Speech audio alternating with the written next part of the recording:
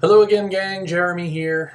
I was watching some YouTube videos just last night by alleged enlightened people talking about enlightenment and clarity and all this stuff, and I felt like it missed the mark of connecting with at least me as a viewer, and I knew why, so I wanted to do it for you.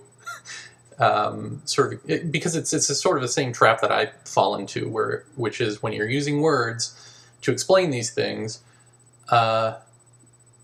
you tend to use generalities. For example, if you say, well, gee, how does one come to a moment of clarity, of great clarity and insight? And you say, well, you got to get rid of the cultural overlay. You've got to get rid of your authority figures. You can't listen to anyone. Et cetera, et cetera. What is that really saying? Because you say, okay, I won't do those things. And then there's still you not doing something, which is actually doing something. The not doing is still doing. You're still active. And if the whole point is to dissolve the sense of self so that truth becomes one, then it's not really helpful to say, well, you've got to get rid of these things. It's not that you have to, it's that you have to dissolve. You are those things. You are those answers from authority figures. You are your culture that you're born into, so on and so forth. And so maybe what's missing here, I was thinking, is explaining that moment of insight, the moment that you are completely free to inquire. This is something that Judah Krishnamurti likes to say, the freedom to inquire. But what does that mean? Because it implies, when you say that there's a freedom to inquire, that you achieve a freedom to inquire and then you inquire. The moment that you are free to inquire, as Krishnamurti would say, is the moment of clarity, is the moment of wholeness, of stillness, of holiness. All holy means is whole. So the moment that you are ready to inquire is the moment that you no longer need to inquire. It's the moment of clarity in which truth becomes you. So that's what it means to get rid of those things. And I think that's a subtlety that maybe just is hard to say out loud, right? And if you have those sort of cultural filters still attached to you, then that moment in which you are whole gets translated. It becomes an experience. It doesn't become you. It becomes something that you felt. And I'll give you an example of this. I wrote about this in my book, I Know Why the Aliens Don't Land, which is, I think I was in middle school or maybe early high school. I think middle school. I don't remember. But I had gotten this free book off the TV called The Power for Living that I was going to give to my grandmother, I think as a birthday gift, because she was heavily Christian, and this book, I think, is actually Mormon, but I didn't know the difference between any of this crap. So, Christian book, Christian grandma, she's going to love this. So I got it off the TV, and before I wrapped it up and gave it to her, I opened it up and perused it and got to either the Lord's Prayer or a Lord's Prayer. But it was basically giving yourself over to Jesus was the prayer. And as a kid, I'm sitting there reading this and reading it to myself, and it's all a joke to me, and I'm squirming and self-conscious, even though I'm alone in the living room reading this. But I read it again, and, it says it's going to work. You give yourself over to Jesus, and magic happens, right? So I keep reading it, and it gets less silly and less silly, and then finally, I give up all the pretense of being this little kid reading this silly passage in this book and feeling silly, and I really mean it. I really give myself over to Jesus. And I don't, the feeling isn't immediate. I don't know, I felt at rest, I guess was my immediate feeling. And then not even a minute later, I realized, I had to go get laundry from the laundry room in the basement. And on my way, as I was walking, I doubled over with this joy feeling coming out of my gut and, rolling through my body. And it was the feeling of absolution. It was the feeling that all of whatever my sins could have been up to that point, maybe past lives, who knows? Because I was a kid, right? What could my sins really be? But whatever they were, whatever my sins were, had been completely forgiven or absolved or whatever. I was born again. That was the feeling. And it was complete love. And I was feeling loved from Jesus.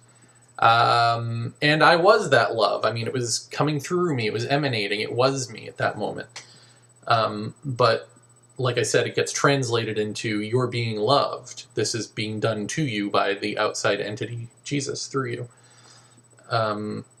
But if I had read a prayer to a chair, I would have thought that the chair was doing this. You see, the same mechanism would have happened, because it's the thing that's important is the moment of honesty, is the moment of you being whole, giving up the pretense and just honestly giving up.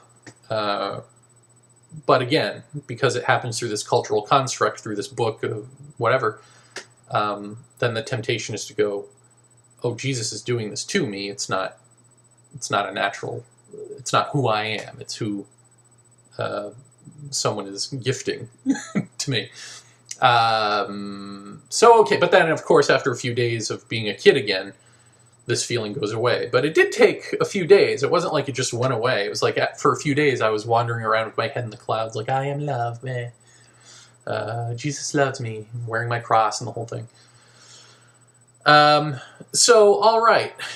That to me is the point. The point is that moment of honesty, where I was free to really to give up, to inquire what is this?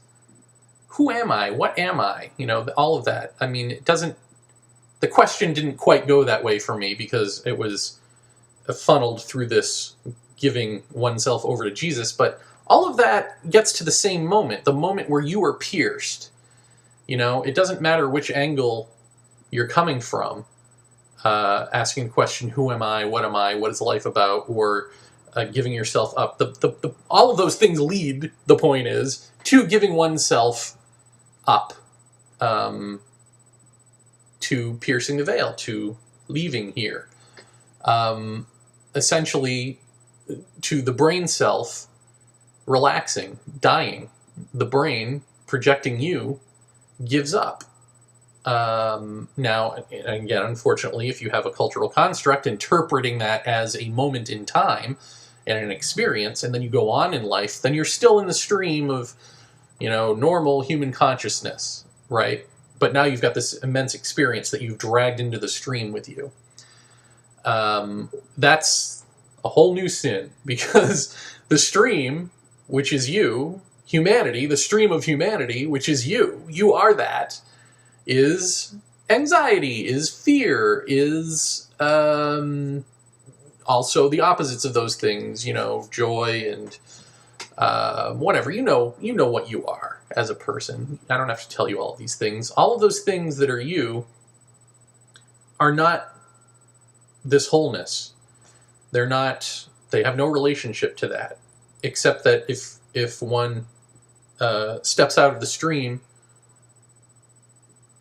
you can experience it and then drag the experience into the stream and then, bastardize it, essentially. And that's what most of us do. If we're so fortunate as to have pierced the veil in the first place, that's sort of what we end up doing with it. But okay, all that aside, the point is that the trick of it is, I guess, the thing that's not being explained is that the moment you have the clarity to inquire, you have the freedom to inquire, is the moment that you are whole, is the moment that the pretense of you goes down, is the moment that you are dissolved. And if there be truth, truth becomes you in that moment, right? So that's it. There is no you acting beyond that moment, because you are dead. essentially, enlightenment then, therefore, the moment of clarity, the moment of the ultimate insight, is the moment of death, the death of self.